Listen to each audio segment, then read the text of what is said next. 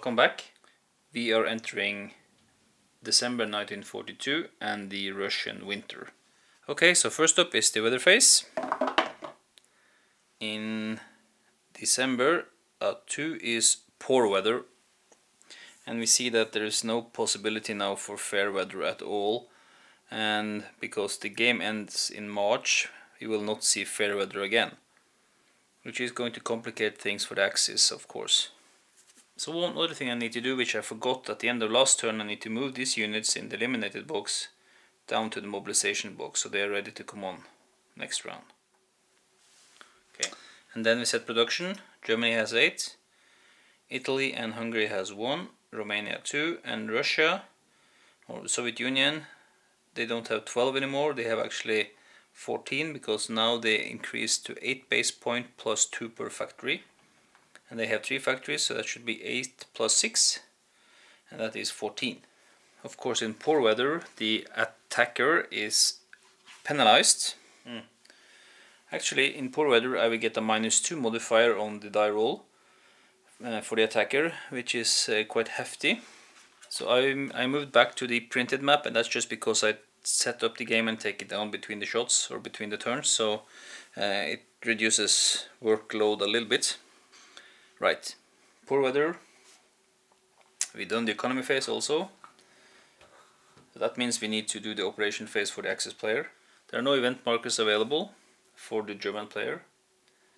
The Soviet player has 2 event markers we haven't seen before. One is this heavy artillery marker, which he can play in an assault and get the attacker a +2 modifier. The other one is this partisan marker, which is played during an attack, where the defender will get a -2 modifier. Ignore the strategic one, that's for the full game, or for the unconditional surrender World War II in Europe game. So this is also useless for the Soviet player in the German operations phase, because it specifically says that the defender will get a -2. This junction is key for supply lines into Russia. Very good plan. If I can do that this turn, if I can move the 4th Panzer, I can move it here and attack the 6th Infantry, hoping to defeat it so that I can cross the river. And then, because fighting across the river, and particularly in this weather, is going to be tough. So let's try that. Let's pay 2 production points for Germany and activate the 4th Panzer. Get down to 6. 4th Panzer gets get 10 movement. The normal movements are not affected by bad weather, so they can move. It's just when they initiate the attack they have to pay extra. So 1, 2, I'm going to attack here. Because it's bad weather, he has to pay 2 for attacking. That is 4 in total, plus 1 for entering the hex. So that's 5. That he spent half his movement already. Now I'm far from sure that this is going to succeed, but well, we have to try. We have to break through the lines now. So then we get to roll. Let's think about this for a while. The Russians really feel that they need to stop this, so they are going to play their tank marker, giving the defending unit a tank bonus this round. Okay, and nobody can fly any air support, so of course Germans get +2 for being Germans. They only get +1 for Panzer in poor weather. Then we have to take a -2 penalty for attacking a unit in poor weather. And the Russians get +1 because they are no Panzers because of the tank marker. And that is no effect. I will keep at it and pay 3 more points to make another attack. At least now the Soviets can't use any event markers. I will put the tank marker back on the track for the next turn so it come back.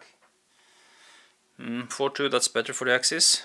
So the Axis player get +2 for being Germans, +1 for tanks in poor weather, and -2 for attacking in poor weather. And they were actually able now to induce a defender retreat. So these guys So the 6th Infantry Army will retreat, and it will retreat across the river. If now the German panzer is moving here, then it will be out of supply. So I'm afraid that unit is spent.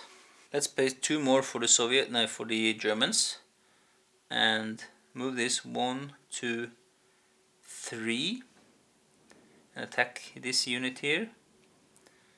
4, 5, 6. That should leave us with 4 points. Remember, it costs 1 extra to attack in poor weather. Oh, the Russians, they get +1 because they are tanks. Well, these guys are also tanks, the Germans, and they're also Germans. But then they have to take a -2 because it's such a bad weather. So then I get +2 for attacking an isolated unit, and we are at nothing happens.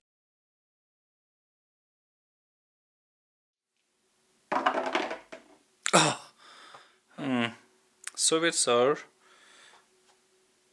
tanks, and the panzers are panzers, and they are also German, and they're also attacking an isolated unit. Okay, some luck, they got to defend the retreat. Oh no, I have to take a -2 because they're attacking bad weather. Still defend the retreat. Okay, so that means that these guys have to retreat, and as we've seen, they cannot retreat. Just enemy zones of control all around them. They are reduced. Sadly now this German panzer is just sitting there and unable to do anything else this turn. I'm going to let the Hungarians have a go, activating them for 8 points. 7, 6, 5, 4, 3 points left. And the reason is that they are not really an offensive power at all, so either they have to knock out this panzer or they have to occupy this city, and I don't want to occupy the city. I want to be a little bit more proactive, so I'm attacking the panzer instead. There are no country bonus for the Hungarians, but they will get +2 for attacking an isolated unit, and then they have to deduct 2 again because that weather is poor. The Soviets get +1 for being a tank unit, but they have to take a -2, 1, 2, because they are reduced. So no effect. They have 3 points left, so they can actually attack again. So they will try again. So they will stay put, +2, -2, and these guys will have +1, -2. So no effect again. So that gives an indication on how important the weather is in this game. That I can't even take out an isolated unit, reduced even, with this infantry. So the only thing that matters now is German troops. And the only German troops I have available now are these 2, well, I also have one here, so 3 infantries. Germans will use 1 more production point, bringing them down to 3. Activating the 17th, moving them up in the rough here for 2 points, and attacking here. So that should be 2 points for going into the rough, and 3 points for attacking this unit here. So I had 3 left, so I can afford another attack if this fails.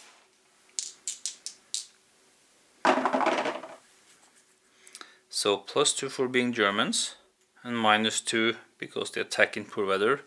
And these guys, they just stay there, I think. That's no effect. Of course we do that again. Oh! +2 and -2. Okay. No, just straight up. No. Almost. Paying 1 more production from the Germans, activating this unit. Crossing here across along the railroad. So it cost me only 1 point. Attacking here for 3, that's 4.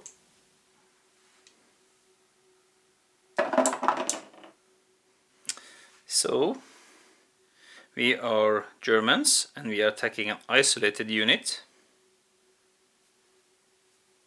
but you have to take a -2 because it's poor weather.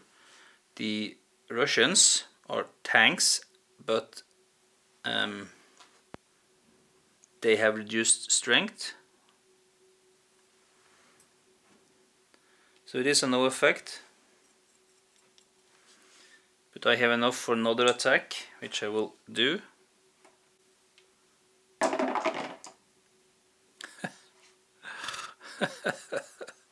Okay, this is no good.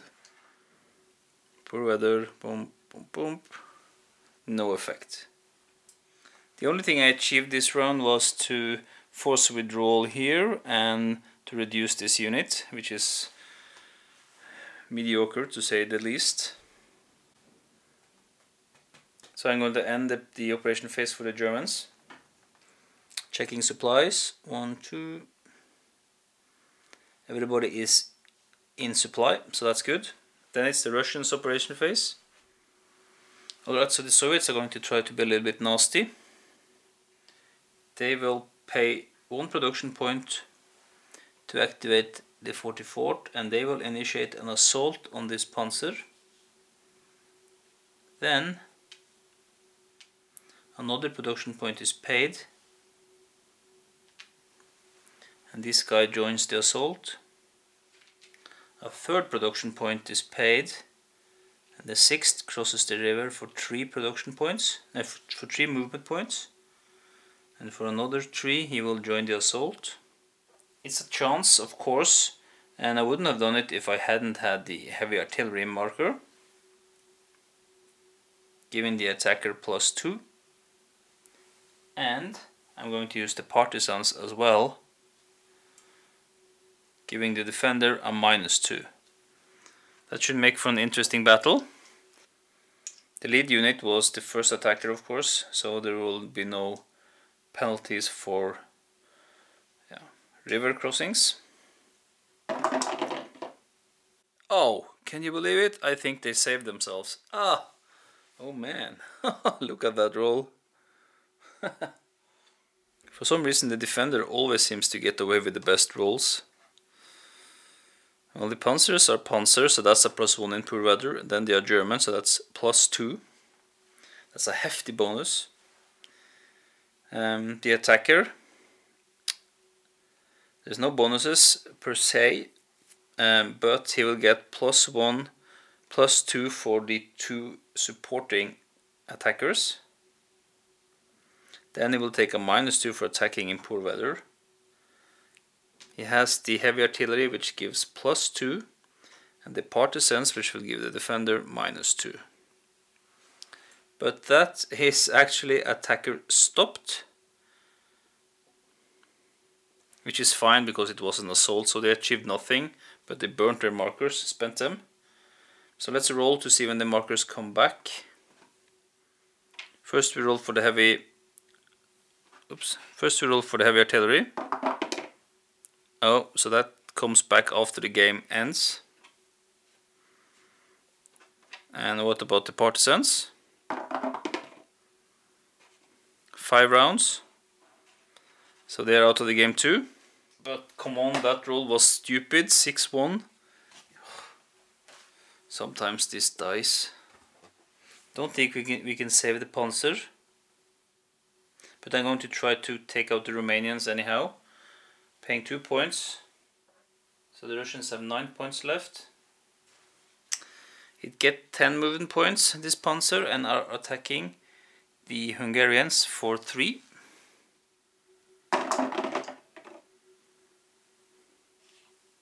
The Panzers, they get +1 for being Panzers.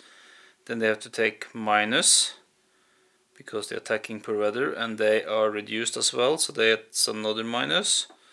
So that's attacker stopped. No, it's not. Hungarians are 2, not 3. So that is no effect. Yeah, if they can eliminate the Hungarians, they can actually drive here and down to Kharkov, and then we'll win the game. So, but they have to eliminate these guys, and I don't think they can do it now because they We'll have to go down to 4 points to make the second attack. That's interesting, I didn't see that. The Hungarians are there, that's fine, and these guys are going to actually what they get +1 for being tanks, then they will get -2 for attacking in poor weather, and then we'll get minus again because they're reduced, and that's attacker attrition. So they actually committed suicide. That was not very impressive. They go in the eliminated box. Okay, that was far from impressive. But the Soviets are also stopping now. There's no point in doing anything else. They check for supplies and they're in supply. So we are going into the no supply phase. We skip that, everything is in supply. We then go to the replacements phase, and now suddenly, because the most sudden loss of the tank unit, everything is at full strength. The upgrade phase, that's interesting. The Soviets can purchase this upgrade, and I think to increase the chances of survival, they are going to upgrade the 37th. Axis cannot upgrade, and let's think about mobilization. Axis don't have any units to purchase, but the Soviets, they do. Well, first of all, they have 2 infantry units. You have to pay 2 points for them, down to 7. They have a lot of points left, and one of them will need to come on in Stalingrad just to be on the safe side. The other one will come on right up here in Voronezh, I think. Yes. Yeah, I'm putting it on here. Not that I'm afraid of anything happening here down in the Sea of Azov, but now I can quickly move up to Rostov to reinforce the city from behind. Then they have a shock unit. That's another point, but they have to come on reduced, so they will come on up here for 2 more points, bringing the Soviets down to 4. They will have this reduced panzer come on here. They still have 4 more points, so they will pay 3, and they will do something with this Air Force. Basically they are removing 2 sorties. Not sure they will, depending on the weather, of course, if that will be useful or not, but if I'm not spending the points, they're gone anyway. That's just 1 point left for the Soviets, so they're finished.